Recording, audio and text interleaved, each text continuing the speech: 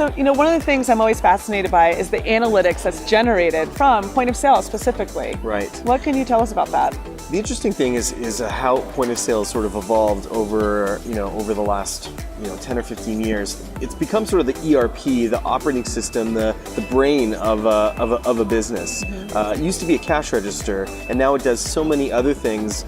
In addition to the customer checkout, it does the management of the back office, of staff, and then it presents you all of this data of your online and in-store sales and your mobile sales and your social. It brings it all together and allows you to analyze all of that data in real time. So the POS has a new role of kind of being the nexus of all your information in your business. And it's exciting what's going to be possible, what's already possible, and what's going to be possible with this kind of analytics and how it's going to benefit the independent retailer.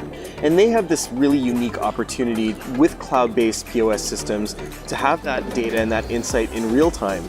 I think gone are the days where you would take, siloed data, output it, hand it to an expert, and then get several weeks later some recommendations about, how to make your inventory turn or how to formulate your next promotion. You can have some of those insights, leveraging analytics and AI in real time and actionable.